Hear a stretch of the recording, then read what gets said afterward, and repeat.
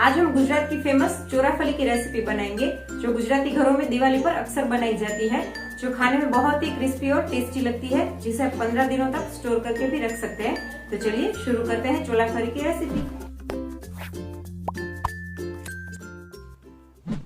सबसे पहले हम आटा गूंथ लेंगे, जिसके लिए मैंने एक बाउल ले लिया है। बाउल के ऊपर हम एक छन्नी रख देंगे और इसमें हम 2 कप या फिर 2 कटोरी भर के चने का आटा या फिर बेसन ले लेंगे और इसे अच्छे से छान लेंगे। इस तरीके से छान के लेने से ચોરાફળી एकदम फुली और सॉफ्ट बनेगी।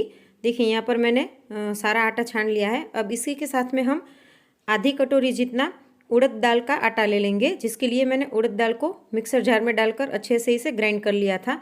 लेकिन अगर आप रेडीमेड आटा मिलता हो तो वो भी ले सकते हैं। और जिस कटोरी के नाप से हमने बेसन लिया है, इसी कटोरी के नाप से हमें आधी कटोरी जितना उड़द दाल का आटा लेना है। और साथ में हम हाफ टी स्पून जितना खाने का सोडा इसमें डाल देंगे और हाफ टी स्पून जितना नमक या फिर स्वाद अनुसार इसमें नमक डाल देंगे और इसे अच्छे से छान लेंगे। हमें इसमें ज़्यादा नमक नहीं डालना है, क्योंकि ऊपर से भी इसमें मसाला हमें छिड़कना है जिसमें सॉल्ट होगा, तो हमें इसमें ज़्यादा नमक नहीं डालेंगे। तो ये हमारा आटा रेडी है। अब इसके अंदर हम 2 टेबलस्पून जितना ऑयल डाल देंगे मोयन के लिए और इन सबको अच्छे से एक बार मिक्स कर लेंगे। हमें इसमें बहुत ज़्यादा मोयन नहीं डालना है। ऑयल को आटे में अच्छे से मिक्स करने के बाद हम हाथों से इस तरीके से आटे की मुट्ठी बनाकर देख लेंगे। देखिए मुट्ठी बन रही है, यानी कि मोयन एकदम बढ़िया है। तो हमारी ચોરાફળી एकदम खस्ता और क्रिस्पी बनेगी। अच्छे से मिक्स करने के बाद अब हम इसका आटा लगाएंगे, जिसके लिए यहाँ मैंने पानी ले लिया है। आधी कटोरी जितना मैंने पानी लिया है। थोड़ा थोड़ा पानी हम डालते जाएंगे और इसका आटा लगाते जाएंगे। जिस कटोरी के नाप से हमने बेसन लिया था, इसी कटोरी के नाप से मैंने आधी कटोरी जितना पानी लिया है। और देखिए ये हमारा आटा लग गया है अच्छी तरीके से। हमें इसका आटा है वो थोड़ा हार्ड बनाना है, एकदम सॉफ्ट नहीं बनाना है। तो इतना आटा गूंथने में मुझे देखिए इतना ही पानी लगा है। आधी कटोरी पानी में से भी 2-3 टेबलस्पून जितना पानी बच गया है। तो इतने पानी से हमारा आटा लग गया है। इतना हार्ड हमारा आटा होना चाहिए। अब हम इसे ढककर 1 घंटे के लिए तकरीबन रख देंगे। देखिए 1 घंटा हो चुका है। अब हम एक बार खोलकर चेक कर लेंगे और हमारे आटे को एक बार अच्छे से मसल लेंगे। हाथ को थोड़ा सा ऑयल से ग्रीस कर लेंगे और फिर मसलेंगे, क्योंकि इसमें उड़द दाल का आटा और चने का आटा है, तो हमारा हाथ चिपक सकता है। तो हम हाथ को थोड़ा सा ऑयल से ग्रीस कर लेंगे।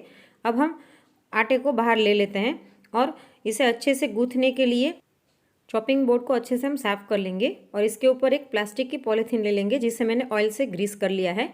इसमें ये आटा हम रख देंगे और ऊपर से इस तरीके से पॉलीथीन को ढक देंगे और फिर इस तरीके से इसे कूट लेंगे। इस तरीके से कूटने से आटा एकदम सॉफ्ट और वाइट जैसा हो जाएगा। इसका कलर हल्का सा चेंज होने लगेगा।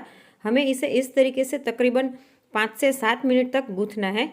जिस तरीके से हम गूँथ रहे हैं, इस तरीके से करने से इसमें एकदम अच्छा सॉफ्टनेस आ जाएगी, जिसकी वजह से हमारी जो ચોરાફળી है वो एकदम फूली खाने में क्रिस्पी लेकिन ऐसे सॉफ्ट बनेगी। तो ये प्रोसेस आपको ज़रूर से करनी है। आप हाथों से भी गूँथ सकते हो, पर आटा हार्ड होने के कारण अच्छे से गूँथ नहीं पाएंगे, इसलिए हम इस तरीके से कर रहे हैं। तो देखिए यहाँ मैंने तकरीबन 5 से 7 मिनट तक इसे अच्छे से कूट लिया है। आप देख सकते हैं कि आटे का कलर हल्का सा चेंज हो गया है। पहले जितना येलो था इतना ये येलो नहीं लग रहा है, थोड़ा सा वाइट हो गया है। अब हम इसके 2 पार्ट कर लेंगे। एक पार्ट को पॉलीथीन में इस तरीके से पैक करके रख देंगे ताकि ये सूख ना जाए, और दूसरे पार्ट को हम चॉपिंग बोर्ड पर इस तरीके से लेकर रोल कर लेंगे। इसे हमें पतला सा रोल बनाना है। देखिए यहाँ पर मैंने पतला रोल बना लिया इसका, और फिर हम इसे छोटे छोटे टुकड़ों में कट कर लेंगे। आप जितनी पूरी बड़ी बेलनी चाहो उतने टुकड़ों में इसे कट कर सकते हैं। मैं यहाँ एकदम छोटे छोटे टुकड़ों में इसे कट कर रही हूँ। इसी तरीके से हम सभी लोई बना लेंगे और इसको इस तरीके से गोल बना लेंगे। यहाँ पर देखिए मैंने सभी लोई रेडी कर ली है। अब हम हाथ को हल्का सा ऑयल से ग्रीस कर लेंगे और ऑयल वाला हाथ इसके ऊपर लगा देंगे ताकि बाकी के जो लोई है वो सूख ना जाए। और इसे में से एक हम निकाल लेंगे और बाकी के ढककर साइड में रख देंगे। अब हम चॉपिंग बोर्ड पर हल्का सा चावल का आटा छिड़क देंगे और इसे बेल लेंगे। अगर आपके पास चावल का आटा नहीं है तो आप सूखा मैदा या फिर कॉर्नफ्लोर डस्ट करके भी इसे बेल सकते हैं और इसे अच्छे से बेल लेंगे। अगर कुछ भी ना डाले आटा तो भी अच्छे से बेल पाएंगे ये। देखिए यहाँ पर मैंने इसे पतला पतला बेल लिया है। हमें एकदम पतला बेलना है, बहुत ज़्यादा मोटा नहीं बेलना है इसे। और इसे इस तरीके से कट लगा देंगे। हमें पूरा कट नहीं लगाना है, साइड्स में से थोड़ा आटा छोड़ देना है। इस तरीके से हम कट लगा लेंगे ताकि ये फ्राई करते वक्त अलग ना हो जाए। देखिए इसी तरीके से हम तैयार करते जाएंगे और फ्राई करते जाएंगे।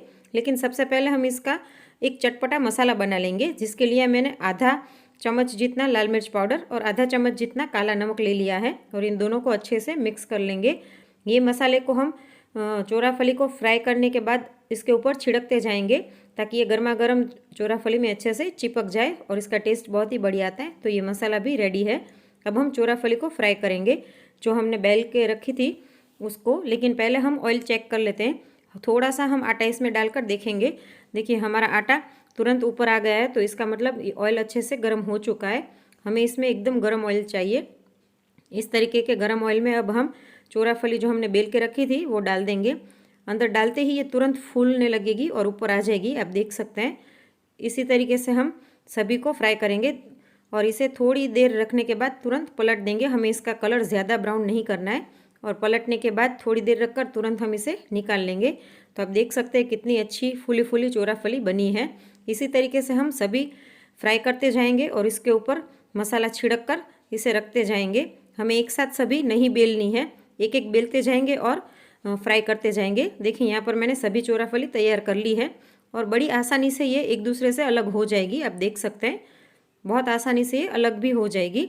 इसी तरीके से हम सभी चोराफली को अलग कर लेंगे और फिर प्लेट में हम सर्व कर लेंगे। इसे आप 15 दिनों तक स्टोर करके रख सकते हैं, ये बिल्कुल ख़राब नहीं होगी और टेस्ट में ये बहुत ही बढ़िया लगती है। चाय के साथ भी आप नाश्ते में सवेरे खा सकते हैं। तो हमारी चोराफली रेडी हो चुकी है, जिसे मैंने यहाँ सर्विंग प्लेट में ले लिया है। आप देख सकते हैं कितनी फूली फूली और बढ़िया बनी है। अब मैं आपको इसकी आवाज़ भी सुनाती हूँ।